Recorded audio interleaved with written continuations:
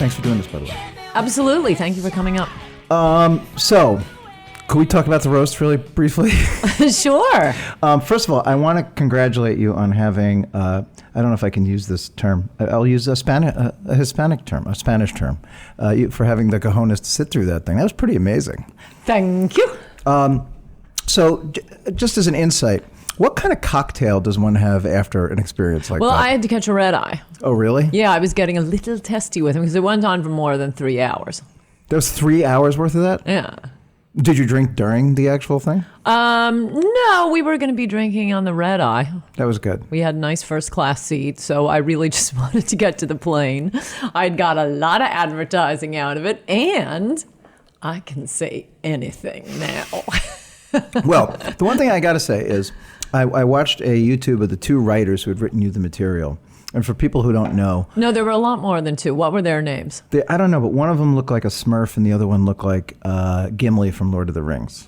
No, there were a bunch of them. I heard about the YouTube. I didn't see it, but if you saw the jokes, apparently they've been producing now. I did take some of their jokes, but I told them I don't like, and by the way, I was much more charitable to them than I would have been, than I will be now. Well, they read the jokes out, and I don't blame you. I think you were set up. They were pretty bad jokes. The one about Hillary Clinton? No, I know. That's an old one. That's what I think it was Sarah Silverman launched that one 20 years ago about B. Arthur. It's the hacky. I did not. That was where I heard it. The B. Arthur one. Yeah. With B. Arthur's. Yeah. Yeah. So why the hell would you want the recycled material? Yeah, besides the fact that, so I didn't want to do mean, I didn't want to do blue. Right. So I wrote a lot of it myself, and at the last minute I took some of their jokes more in the spirit of the roast, but they weren't too blue, and they weren't too hacky. Right. But, immediately afterward, I just said that I don't like the roast kind of jokes when I was asked about it. And I mean, everybody knew I wrote a lot of it myself. Right. And my friend Ned Rice, who is a comedy writer, although I have a lot of comedy writer friends, and my two most famous ones, whose names I will not reveal, just told me, I didn't know I was going to have writers at all. So I called them up immediately, and they both said, I hate roast, you're on your own. Well, there's well, thank you. But you've watched these things. You know I've you've never seen one. No, and they told me they're mean, they're hacky, they're vulgar. You just, curse a lot, and I'm not going to do that. I'm Ann Coulter.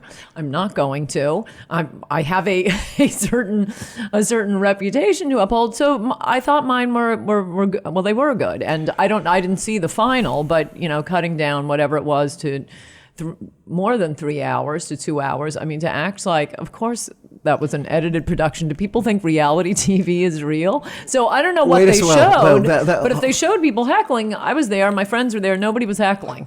People were laughing. Bookmark that question about whether reality TV is real, because I think we're living through it right now. No, but seriously. They were very hacky jokes. I didn't use those. It was great. Okay, but you're going into that kind of situation, right? The word I want to use is balls, okay? Thank you. Okay. So you're going into that situation, and come on, there's got to be a daredevil aspect. You're going into that. There's not a single person in that room who's going to cut you an inch of slack. What is that? I just want to get into your biochemistry. Have you seen my entire career? Yes, I have. This is what my life is. But I want you to describe to the listeners what is the biochemistry of that? Like, what does it feel like to go into a room where you're going to get that? I didn't get the gene that makes me care about what other people think. I'm much like Trump that way. I don't really care. They're just words. I'm of the sticks and stones school. And now that I have demonstrated what it's like to not be a delicate little snowflake with thin skin, I think maybe it's time for liberals to not start weeping when I say things like retard or illegal alien. I listened to Ann Coulter's A C Word apparently 19 times because somebody counted it up yesterday. I saw that on the internet, by the way.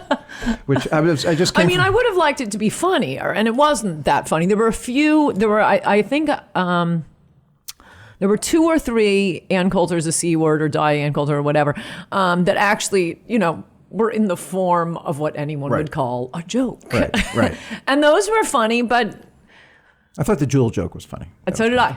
Yeah. I cited that one, and I forget what the other ones were, but there were a few Jimmy that were Carr, actual the jokes. British guy was, I thought, well, because he was just so brutal. He was just so He was straight funny ahead in and brutal. everything until he got to me, and then he turned into Linda Blair in The Exorcist. But he was the only one who was funny at all. Right. I mean, as far as the whole performance, I don't know what they showed. And Nikki had a good one. Only one though. I mean, at least on me. Right. And that was something like, I ran into Ann Coulter at Chipotle today ordering to go. She was ordering all the Mexicans to go. Okay, that's what's known as a joke. It's yelling Ann Coulter is the C word. And by the way, you could say someone is a C word and have it be hilarious, but it would have to be someone like Shirley Temple. But here's it. Who apparently was. That No, would I'm be kidding. hilarious. That is not true at all. Judy Garland. But what's interesting, as I was watching that, here's what I realized. The shit that you say, and you say a lot of shit, right? I think I'm perfectly reasonable. In the context of a comedy stage, the context of you saying it as an actor in the political arena or on a comedy stage are totally two different contexts.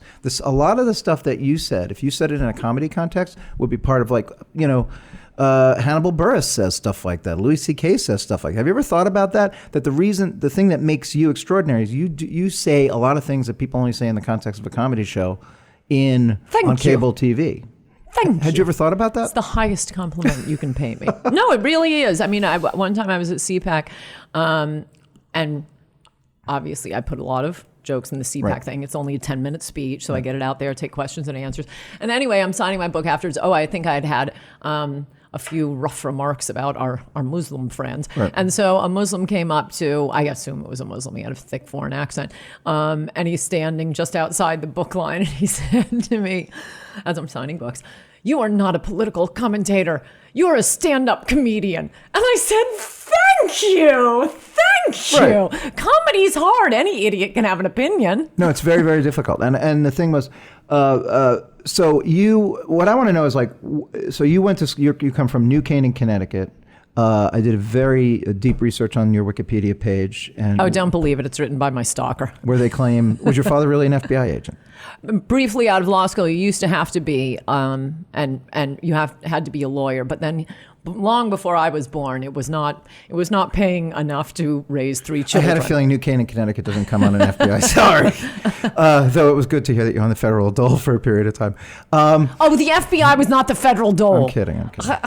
So this is Social Security. So this streak that you have, the fuck it streak. Yes. Where did it first manifest itself? Kindergarten. Tell me a story. The only reason I remember this is because it's one of the few personal stories I've allowed to escape into the world. So perhaps you did read this. But I was a little kid, obviously, during the Vietnam War, and I was just, listening to what my parents were saying at home, and I went to my little kindergarten class, and the teacher started reading to us at library time, Bambi or something, and she was wearing a black armband, and one of the kids asked her why she was wearing a black armband, and she denounced the Vietnam War, and I raised my little paw, and that was the end of Bambi, because we had a little dispute on it, and I was 4, so I was repeating what I'd heard at home, but I even remember now what it was, because I remember my parents saying it, that no one would ever trust America's word again if we don't defend the South Vietnamese here. We went in, helped create this mess, and it was just more of America keeping its word. But I put it in my little kindergarten speak. Right. And she definitely took that armband after that because she wanted to get through Bambi the rest of the day. But there's some, in addition to just the politics, did you ever get in trouble for speaking out in class, for being a wise ass, or were you a good student? Well, I was a girl. I had 2 older brothers to do bad things, so you can learn from where do you fit in the sibling lineup? Right. Where do I fit in? I'm the baby. My sister's 6 years old. And so you learn from their mistakes. You don't screw up the way they did. My sister was, I hope she's listening, my sister was a complete and total bore. So you had to be the bad kid. No, the one thing my sister did was I would say stuff in school, and the kids would be waiting for me at the gate. And my sister, who is 4'11" now, would walk me through the gauntlet so I wouldn't get the shit kicked out of me. Oh. It's the truth. Oh. Well, I guess what I'm asking you is, did you have a comparable? I suspect that you had a comparable. Not really. I mean, that's not the way I remember it. I played sports. I had boyfriends. I loved high school. Really? I loved all school. I probably screwed around more than I should have. But I guess I'd argue with some teachers a little about politics. But was anybody ever mad for a joke or something? No. In fact, when I read about like Columbine, and that was a long time ago. Right. But still, all these cliques at school and people who are mean to one another and hate one another. I got to tell you, in New Canaan High School, there were different groups, Right. but people were really nice to one another. So, but that's kind of your rap, right? Like people who know you, like you have a bunch of friends and stuff. Yes. And you've got this attitude as a contrarian and a hellraiser outside of it. You get mostly the people who are pissed off at you don't really know you, right? Is that kind of And haven't read me, I might add. Right. But I guess what I'm trying to get at here, and help me, will you?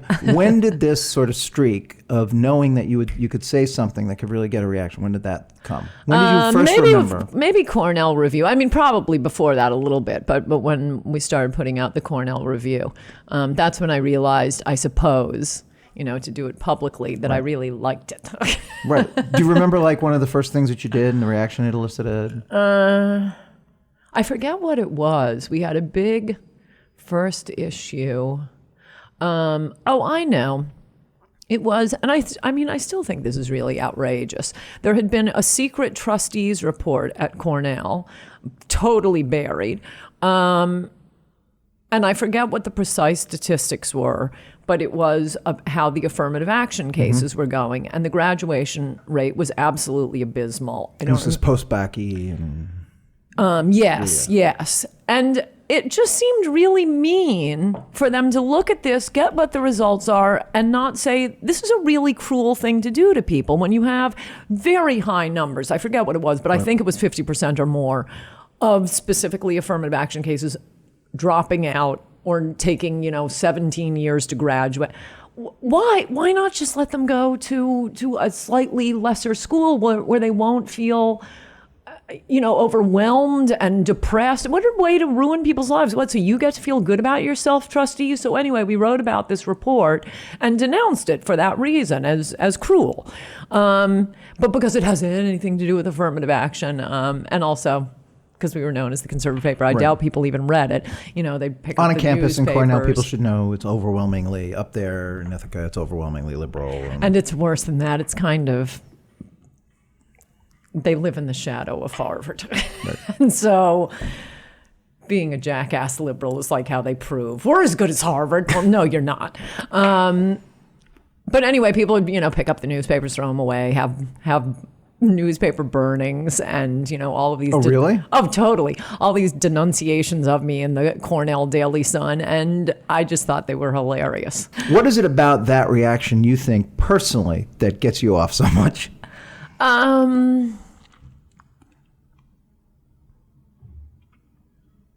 I guess because they're ideologically the enemy, and it's just watching the enemy behave like a 4-year-old.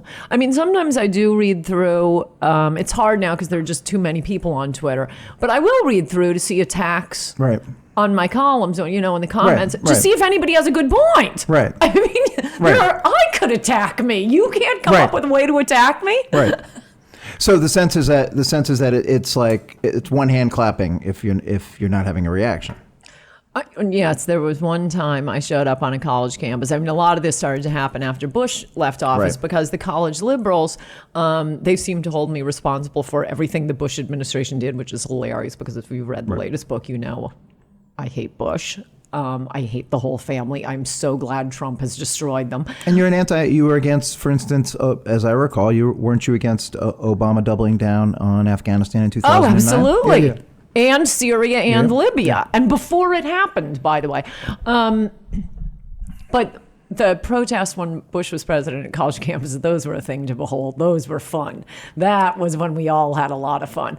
And then once he wasn't in office, the college leftists, I don't think they knew what the chant was supposed to be. Right. Who are they going to yell at me for? And I was so sad when I'd show up at some college campus and there'd be like one lonely protester. I'd say, the organizers, what? Have they not read my recent stuff? How did your folks? The other thing I read was that your dad liked Joseph McCarthy. I guess the Kennedys did too, right? Yes. Tell me how that kind of plays out. That's not the kind of theme music that one gets in childhood much. Well, Father didn't talk much about his days in the FBI. He still had some friends in the FBI, and also he was old school WASP. Didn't talk about himself, but you just always knew that.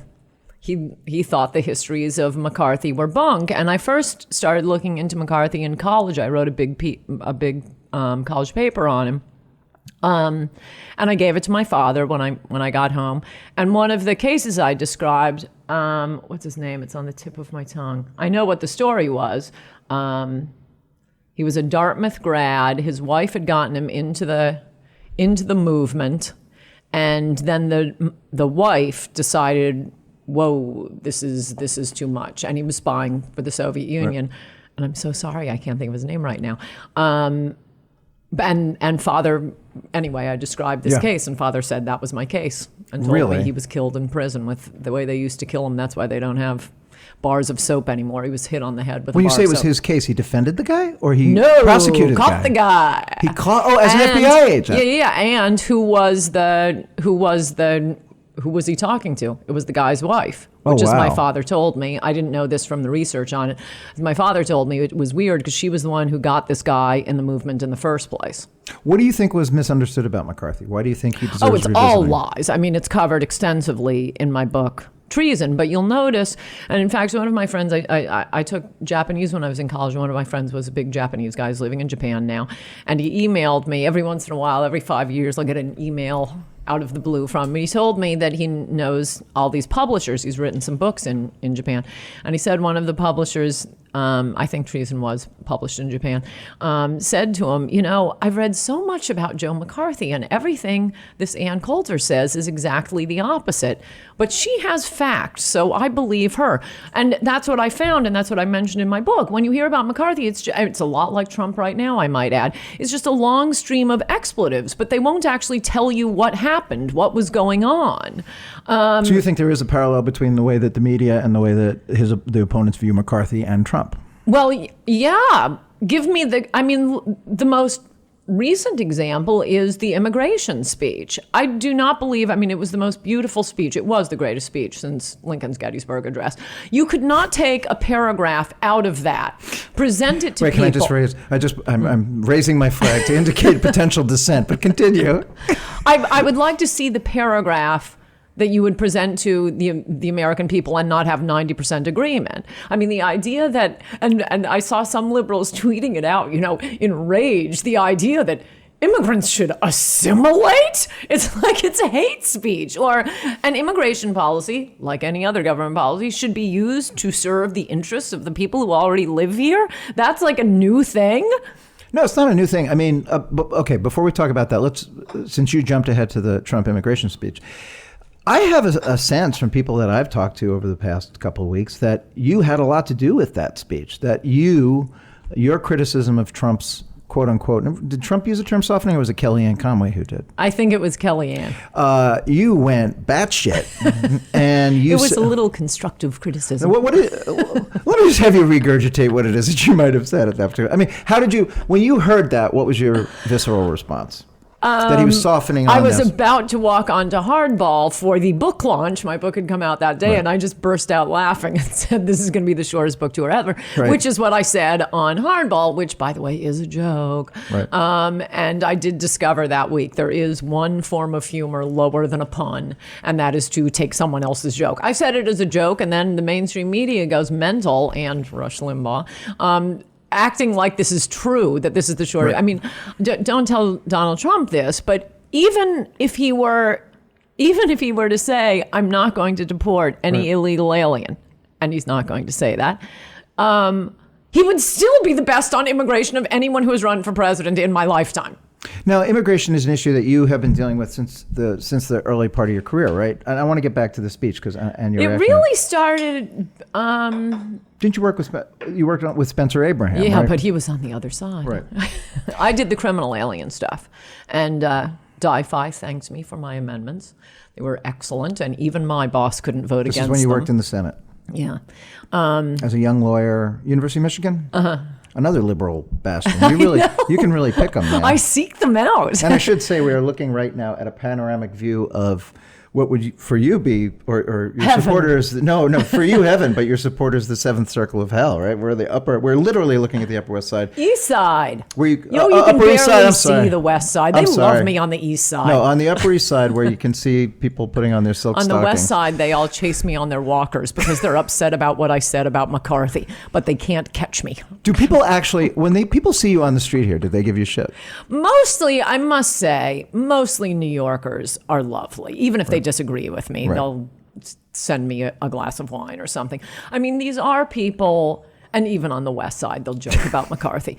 But downtown, you're No, I have huge fans. The gays love me. One time I was out with a friend who was a total pussy, by the way. And he was worried being downtown with me. I was with a group of people, and we're walking along, and a black gay came running. He was running for like 4 blocks because he was my biggest fan. And my friend talks about that to this day. He was What did he worried say I to was you when going he to got be up to you? this is a couple of years ago, but it was something. Oh, Ann Coulter, I'm your biggest fan. And my friend, I'm so tempted to use his name, but I can't. Go for it. No, but it's hard to tell a story when you can't use the person's name. Huge, enormous, sissy girl, she-male friend of mine. He just stood there like dumbstruck and still talks about it to this day. I would say Upper West Side is probably most negative, but by and large, even liberals. And why is that? Because in New York, I mean, it's expensive to live here. Yeah. People have lives, and I mean, no matter what their positions are on social issues or whatever, they do care about saving civilization. Right. They are heavily invested in it. There's a lot of money they've spent. So, we can disagree on the edges, but they're not trying to tear the country down. Okay, but here's a question. So this cosmopolitan place, everybody is from everywhere here, right? And again, having grown up here, I understand just because you live cheek by jowl with another ethnic group doesn't mean you fall in love with them. Quite the opposite. Yeah. I'm a child of the 80s in Brooklyn. Trust me on that. So when you talk about, and I think you have talked about, and I'm not remembering this probably well enough, you have talked about sort of when blacks and brown folks become the majority in the country, that they will not be as munificent as whites were to them. To one another. What are you talking about? Look at Southern California. What do you mean? What I mean is Compton is all Hispanic now. And how did that happen? I mean, read the LA Times. Even the LA Times, which isn't, exactly with Ann Coulter across the board, they keep writing these stories about, and often illegal aliens, moving into neighborhoods, and there is no guilt there. No, they just move in and say, okay, we want the brothers out. And they will go and attack the houses, scream racist epithets, shoot, gang warfare. And that's why Southern California, well, California generally, which never had a huge African-American population, but it's gone down. They're going back to the South. They're going to Arizona, Nevada. And what is happening? And oh my gosh, the gang warfare out there at these high schools. The media isn't anxious to report this, but you can't avoid the facts. So, yeah, I mean, I think we're going to have much more of a Tower of Babel. And as I've said, I love Trump's policy of not appealing to groups other than African Americans, and that's a special case, as groups. He appeals to the entire working class. He says, I'm going to bring back jobs. The Democrats are dumping low-wage workers on the country. Bernie Sanders did the same thing. I know. Okay, well, but here's a question. Except he backed off because he had to run as a Democrat. So it's the uniparty. It's the Democrats and the Republicans against the people. And Trump, that's why Trump is appealing to blacks, Hispanics, anyone who wants a raise in America. Do your 4 grandparents ethnically? What were they? The Irish, Scottish, that's the father's side. And mother goes back to 1640 when both her parents had relatives who came on the same boat following a preacher called, I think it was Jonathan Hooker, to Connecticut. And that's Dutch, British, a little bit of Kraut got mixed in. I think my grandfather is full Kraut, but mostly British. Let me throw the Irish thing at you. We're looking down south. You can see, look down 2nd Avenue right now. If this is 1850, the same conflict that you're talking about with Irish gangs versus Protestant gangs in the city. You had 2 different fire departments. You had people killing each other in the streets. You had draft riots in 1863.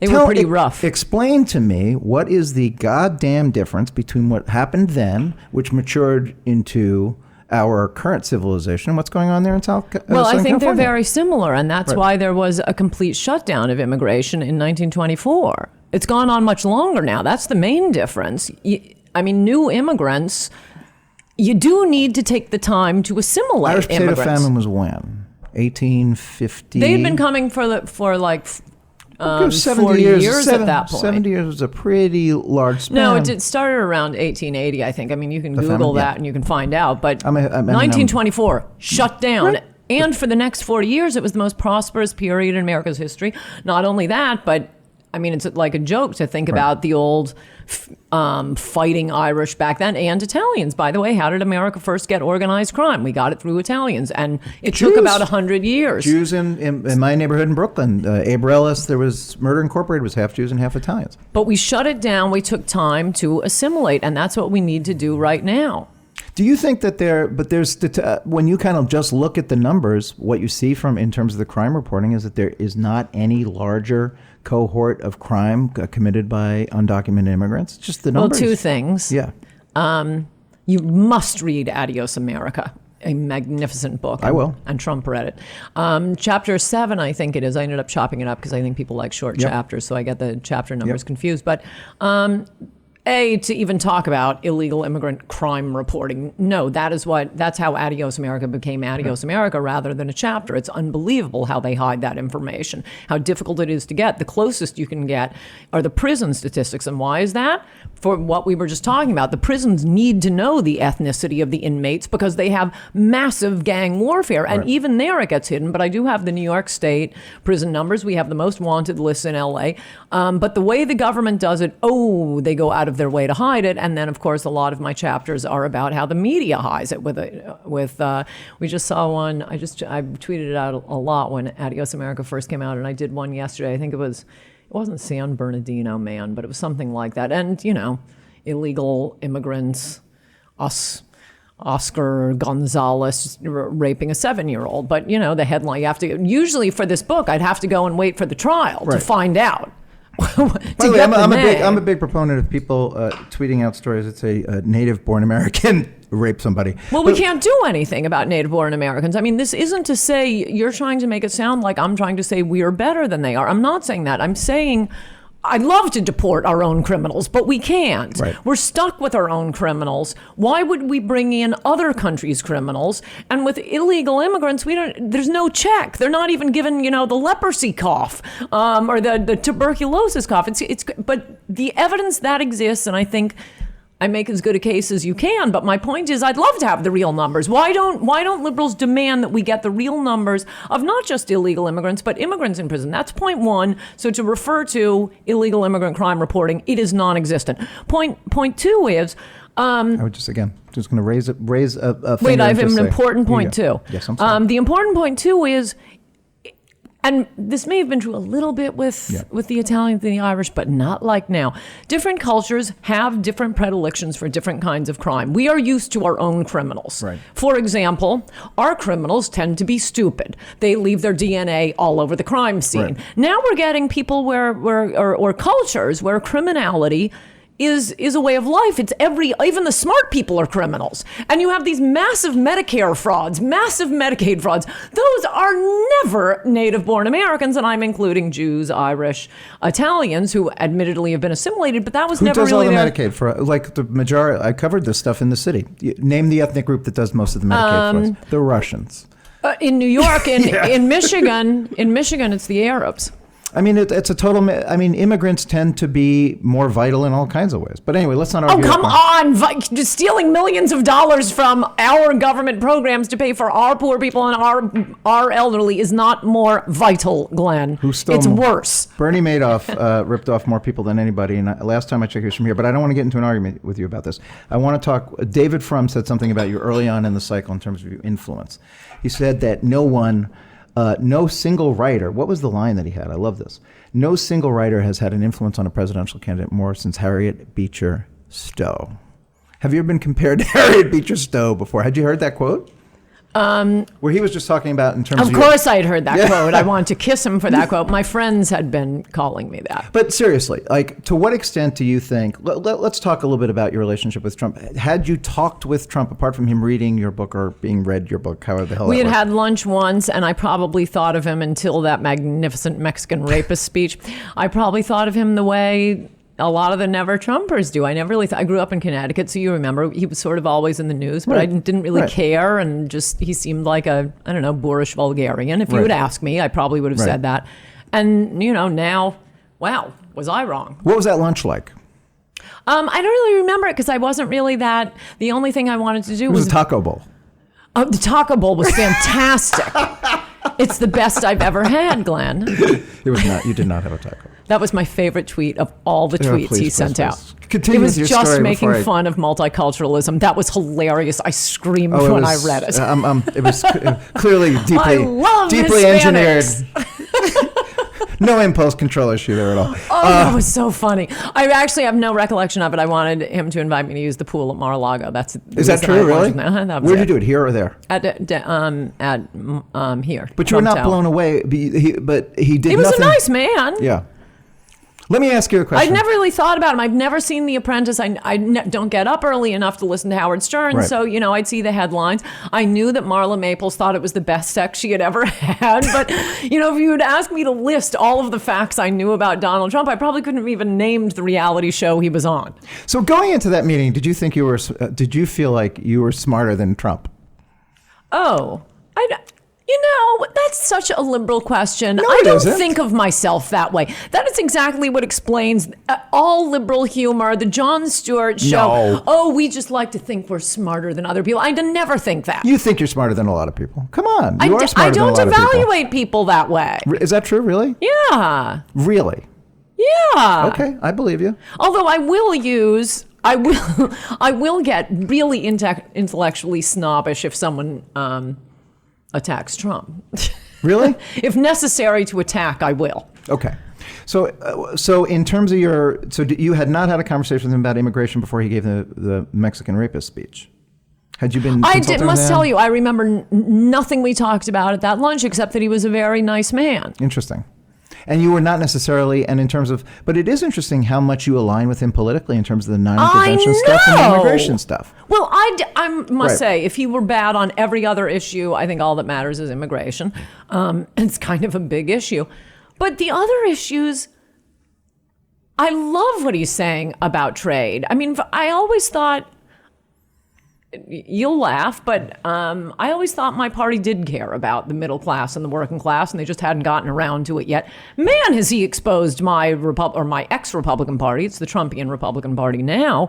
But he comes along, and for the first time, either party, except Sanders did, although he was kind of crushed down by the Democratic Party, because Sanders, Clinton, Barbara Jordan, Jesse Jackson, Harry Reid, they all used to be against, for one thing, illegal immigration, but also just the continued dump of low-wage workers on the country. Why? Because it hurts the low-wage workers already here. Well, the Democrats figured out, but it's helping us electorally, and the Republicans figured out our donors want the cheap labor. So you have this uniparty against the people, and thank God Donald Trump came along and didn't need the donors, so he didn't have to suck up to them by offering them cheap labor and more NAFTA and World Trade Organization and Trans-Pacific Partnership. Now even Hillary's pretending to be against TPP, big fat liar.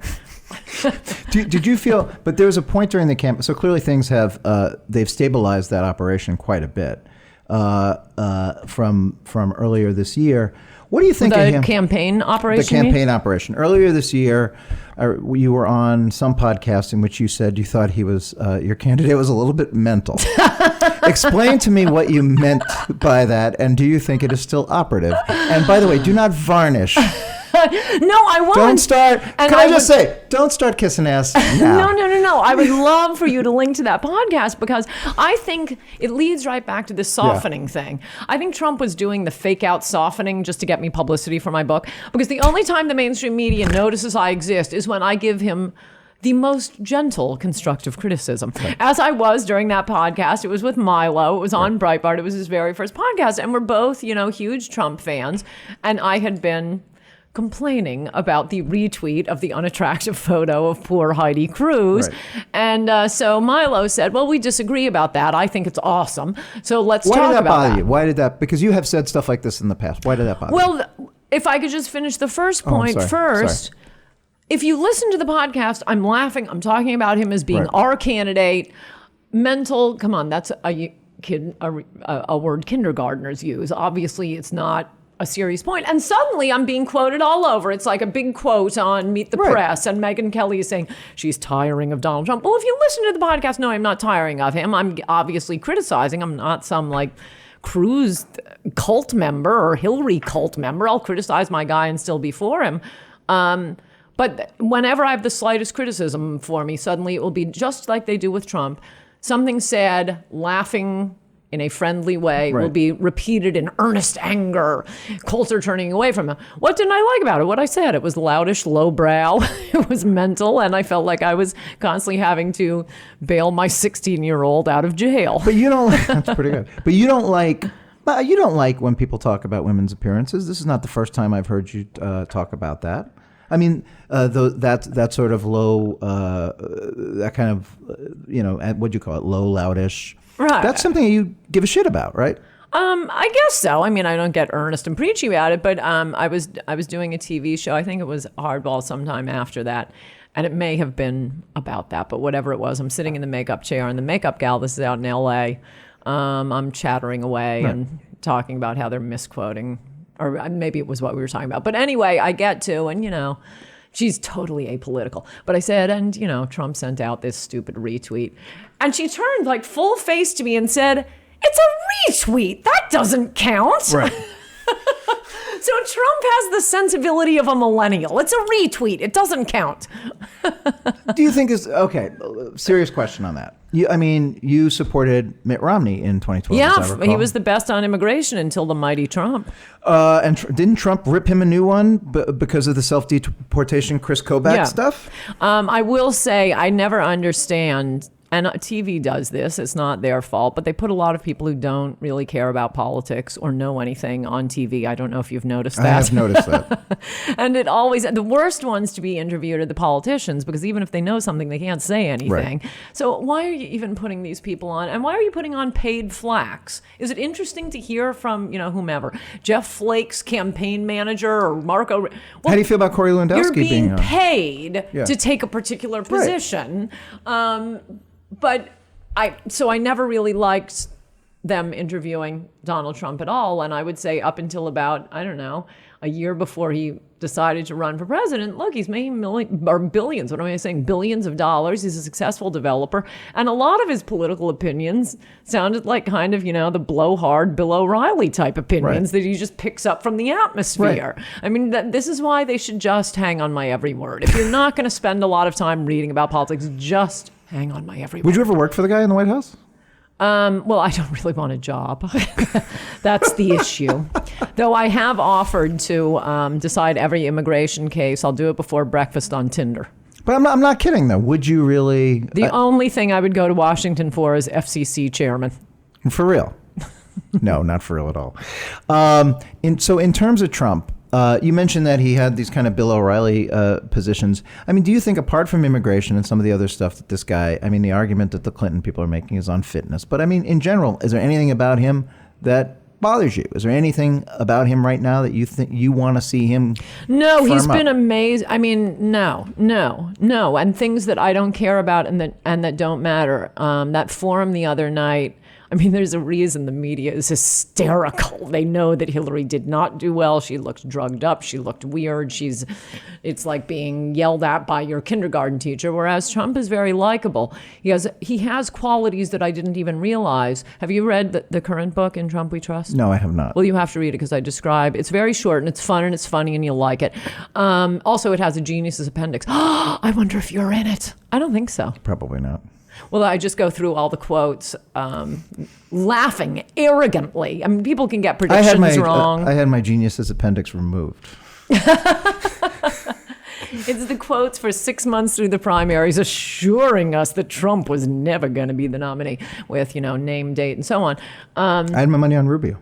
But I describe the things that I didn't realize were advantages. I thought they were deficits about Trump. That's chapter 2. Right.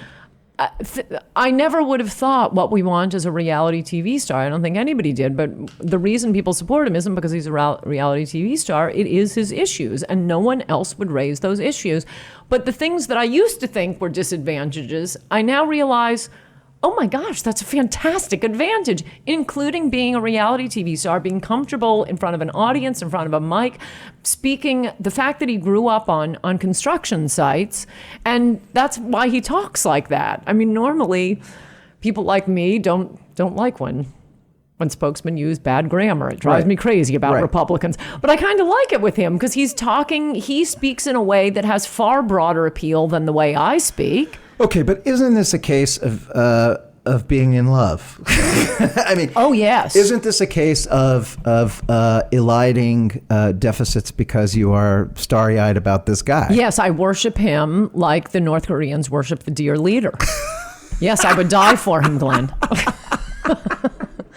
No, I'm making serious points. Well, tell me what you think he needs to improve on. As I slam my table here. Come on. I mean, like, you are clearly, you have a reputation as being someone who speaks your mind. Speak your damn mind. What do you think this guy needs to improve on? Is there any particular issue that you feel that he is still in the mud on? His speeches have been so magnificent. So that Milwaukee speech on race, I just sat back thinking, I've been waiting my whole life for a Republican to give this speech. Right. And that's why the media don't show it. Oh, no. They just tell the viewers, oh, it was awful, it was dark, it was horrible. Trust us, don't look at it. The issue with us is we don't put him on TV enough. He isn't that. This is the first time he's been on TV in a while. Well, no, they shut him down for a while. What do you think in general about the new? Because if you see him, you see how appealing what it is. What he's the Milwaukee speech. They didn't. But give me one area where you still think he needs to improve. Just once. Just to balance all the other stuff out.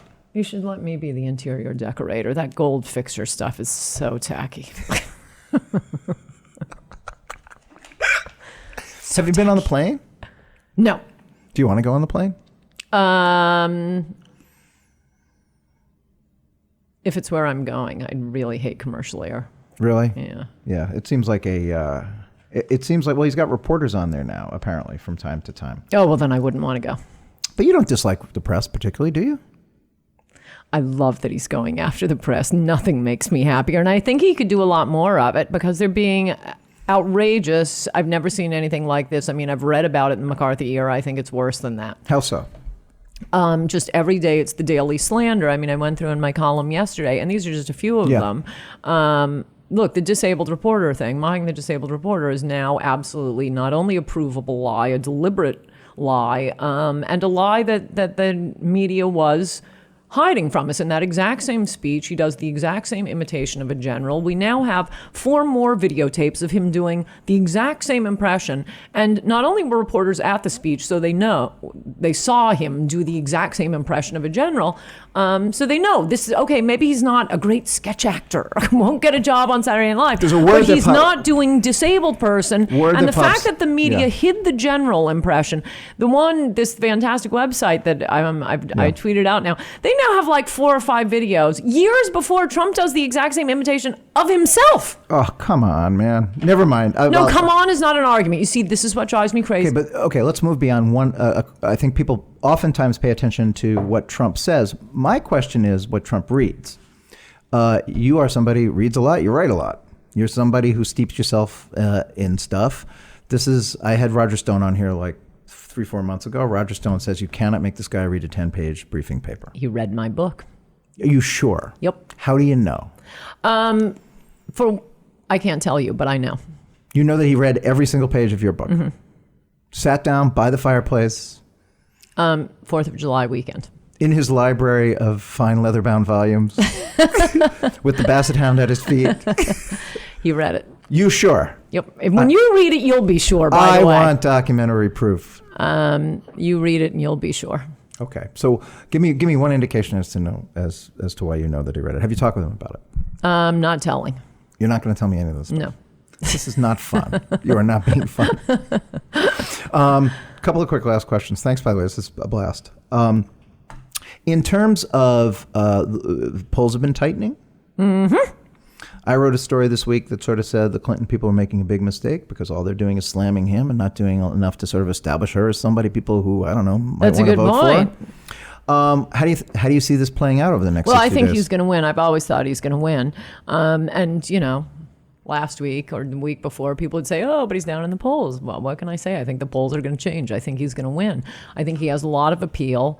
It was summertime. People were, unfortunately, as I was saying about a lot of the people who go on TV who don't live, eat, and breathe politics, right. They sort of pick up just what's in the atmosphere. But as the election gets closer, I think people pay a little more attention. And if you look at Trump himself and the positions he has, which are basically...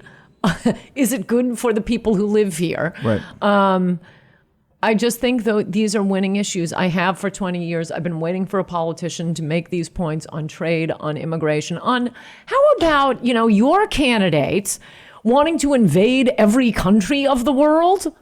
I was totally for the Iraq War, but whether it was Obama's fault or whether that a war was always doomed to failure, that's water under the bridge. Would you do it again now? But weren't you the one who said in 2008 that you would have voted for Hillary and not McCain? Uh-huh. Why? Wasn't that about that? I was testy. What were you testy over? Well, he's Mr. Amnesty. And look, in the end, for one thing, it wasn't Hillary, it was Obama. I thought he would be... Obama is definitely more dangerous than Hillary because Hillary sounds like a teacher yelling at you. She's just so... In fact, at that forum on Wednesday night, I didn't even watch all of hers. I can only watch like 5 minutes and then, I'm like a dog listening to a high-pitched noise. I had to change the channel. So I watched 5 minutes of hers, but I watched all of Trump. And that was before McCain had completely wrapped it up, I believe. So my position is, it's the same thing with Mike Pence. You want another mistake I think Trump has made. Why do you think Pence is a mistake? I think you can attack and attack and attack. Once they walk down the aisle, you shut up about it. So, I basically, look, I don't think Pence, he's certainly doing no harm. What do you mean attack? I missed that point. When you say attack and attack and attack, once you walk down once the aisle. McCain actually definitely, Right. It looks like he had it at that point. Right. I don't think he definitely did yet, as I recall. Same thing with Pence. I was attacking him when it was being leaked. It was rumor. As soon as he was actually chosen, okay, fine. What didn't you like about Pence?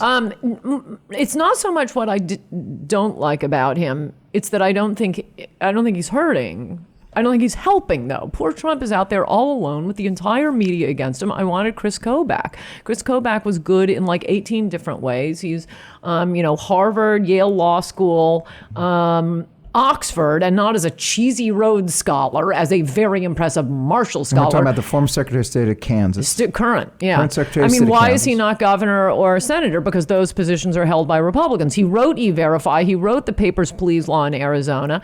He's tall. He's good looking. He's young. He's perfect. He's perfect. And what's his second big issue besides immigration? Voter fraud. So Trump wouldn't, the media couldn't refuse to put him on. Trump wouldn't be out there defending himself all alone. So it's not an anti-Pence thing. It's a pro-Chris Kobach thing.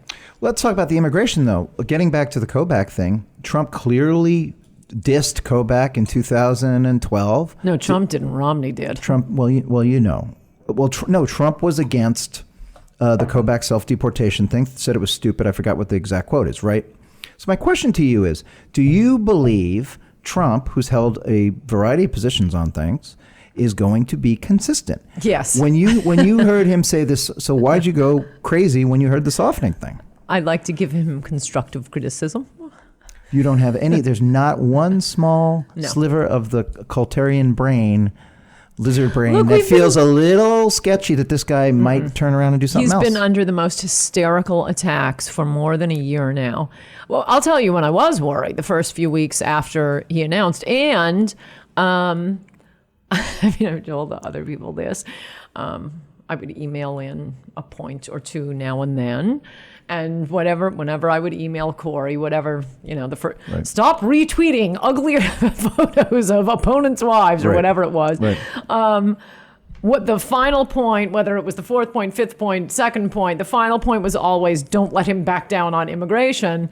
And Corey was getting a little exasperated with me and kept saying he's not backing down, he's not backing down. I think it was when he came out for the Muslim ban on my birthday, December 8th, my best birthday gift ever. I finally emailed Corey and said, okay, I think he's not backing down. Okay, you've convinced me. But look, I mean... Did it make you nervous when Kellyanne came on and was indicating the softening stuff? Did you feel like you had to weigh in on that to present an opposing point of view, to remind him of these things? You can never engage in too much overkill when it comes to immigration. I mean, we've been betrayed our entire lives. Look at Marco Rubio. He ran for Senate in Florida, promising that he would, and they got him on. Sorry, I didn't finish the sentence before I leapt ahead. Promising that he would oppose amnesty, and that was an important issue because he had been soft on it in the state legislature. Right. Big talk radio host down there, Joyce Kaufman, had him swear on his mother's life that he would never support amnesty. He gets to Washington and, hey, my big bill is going to be amnesty, and I'm going to go on all the talk radio shows and lie about it. And so, you get a little cynical about these things. I'm getting to the point that I'm not sure I trust Jeff Sessions. But yeah, as much as I trust Jeff Sessions, as much as I trust me or Mickey Gauss, I think, and the one thing I will say about Trump, I mean, he may have, with that stupid attack on self-deportation. It was stupid. It was like something Bill O'Reilly would say. But that was just in the air. And he was busy making billions of dollars. Do you think he really gave a shit about this issue before he became a presidential candidate? Totally, yes. But this is why I think he won't go bad. Okay. And this is, I think it's chapter 3 of my book, maybe 4. But it's how all the rest of them, fake the... my father was a mailman. Right. My father was, oh my gosh, would they please stop that, Glenn? They don't remember what Reagan was like. If the 1980 election had been about who has the nicest family, Reagan wouldn't have won, you jerk-offs. So one thing that has been absolutely consistent in Trump's life, and I didn't know this at the time, I kind of had to go back and look at all of these interviews and the things he's done in his life, but the one thing that he's been absolutely consistent on, he may get policy details wrong and say stupid things about, illegal immigrants. Well, if they pay back taxes, it's not amnesty. Yes, it is. Yes, it is. Yes, it is. He's always cared about the working class. He has never been comfortable with his fancy Fifth Avenue neighbors. He's always said, I don't really get along with the rich. So add that, you can't outsource real estate. He's planted his flag here. If America goes down, his estate goes down. And his whole life is shot through with caring about the working class. Getting details wrong doesn't interest me. He can follow my Twitter feed to get those things right. But on terms, his heart's in the right place. So he did the thing. What is it? The touch and return thing that could not. Not really. But are you concerned that new group of people who are trying to move him to do the long delayed pivot? It strikes me that you were concerned that they were pushing him into a bad place. Is that an appropriate way to look at this? I think Trump accomplished 3 things by the fake out on the softening. Number 1, most importantly, he helped promote my book.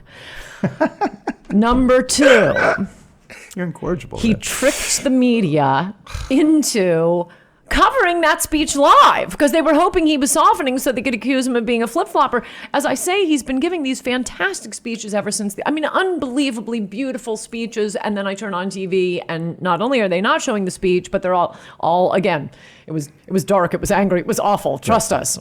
What was the matter with it? I can't tell you. It was dark. It was awful. It was horrible. Trust me. He tricked all 3 cable networks into showing that speech live as if it was, the Normandy landing.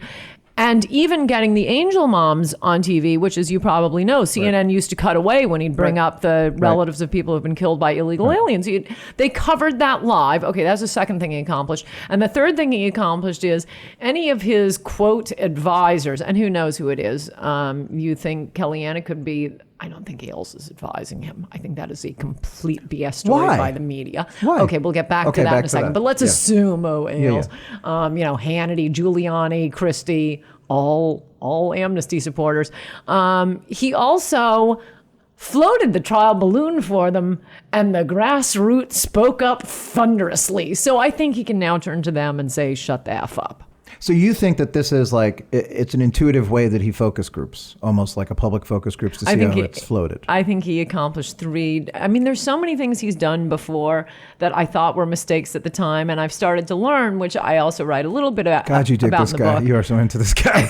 Like a North Korean, absolutely. He's my dear leader. He's the dear leader. How long is this gonna last? Let's see, 8 more years. Okay, let me give you an example. Yes.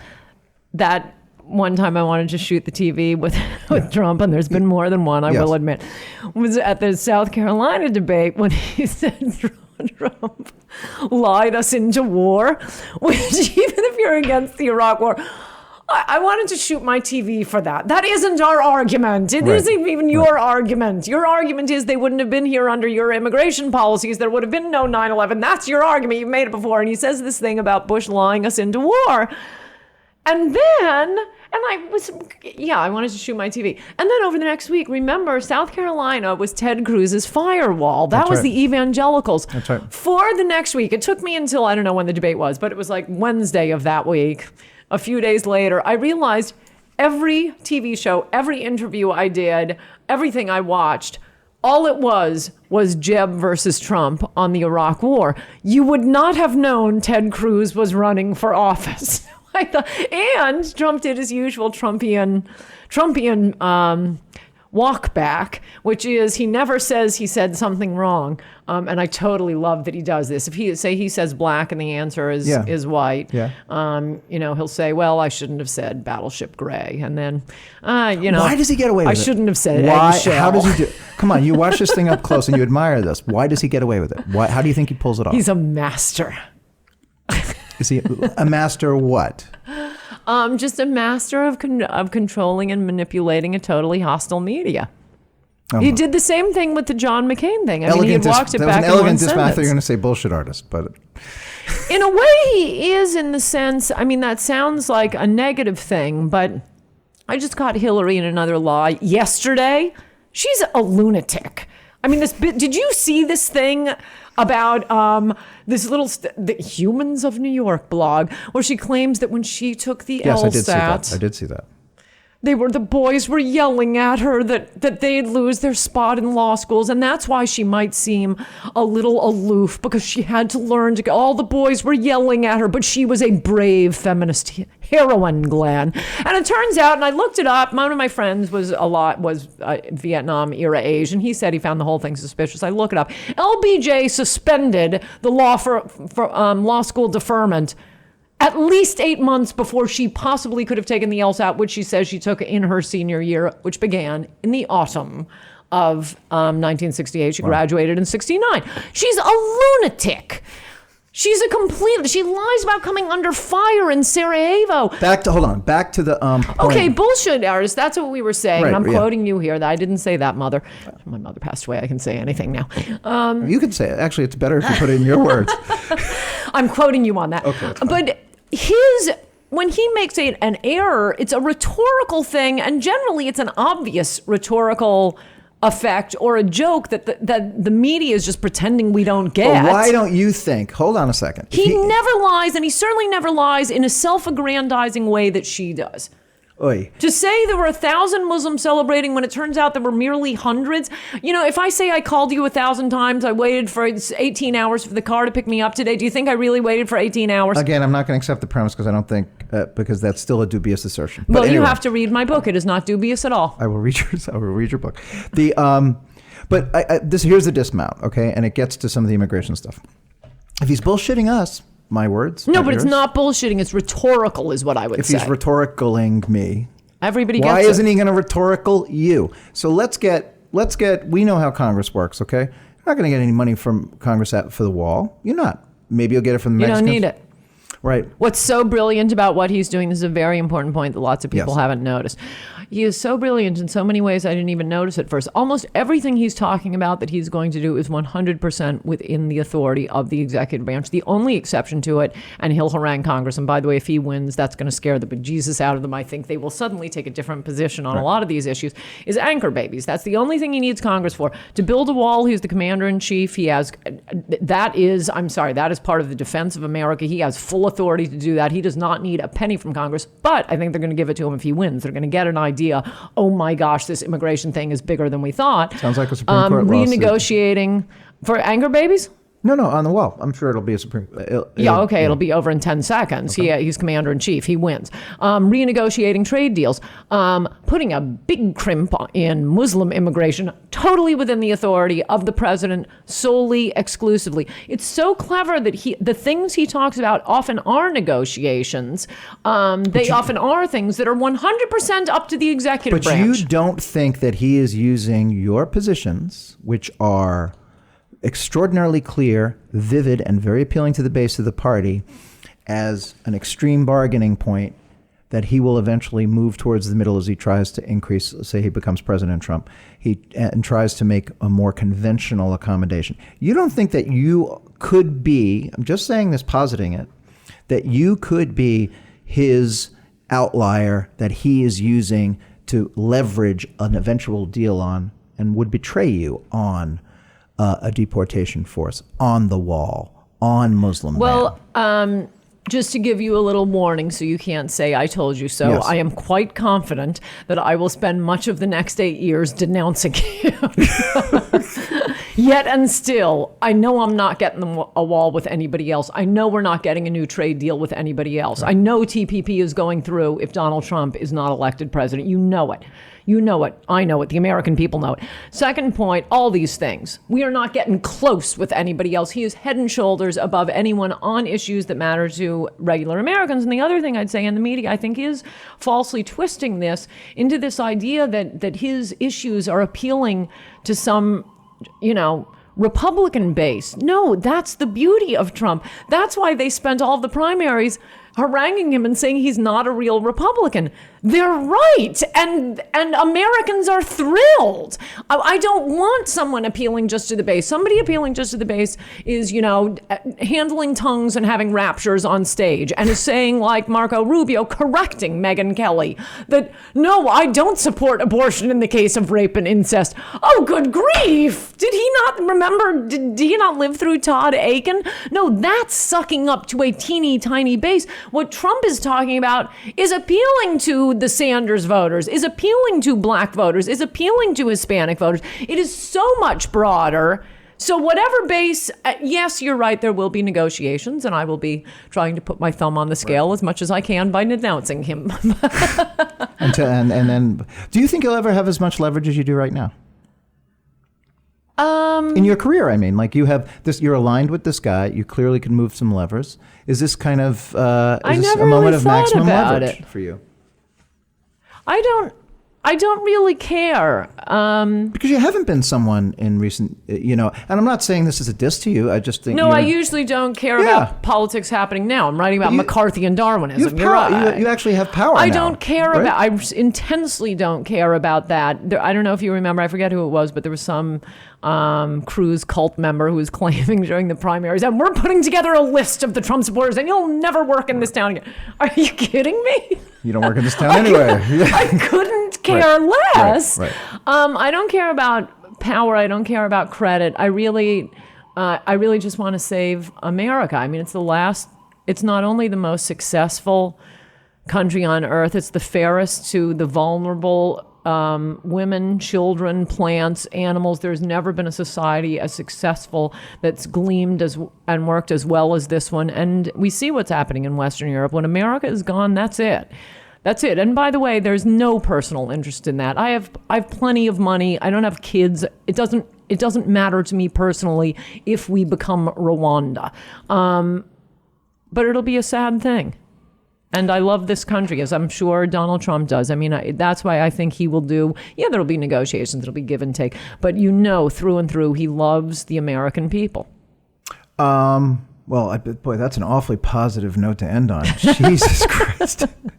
Let's talk about the roast again. Let's go back to the gold fixtures. The way I'm going to redecorate. He does have shitty taste, right? Will you admit that?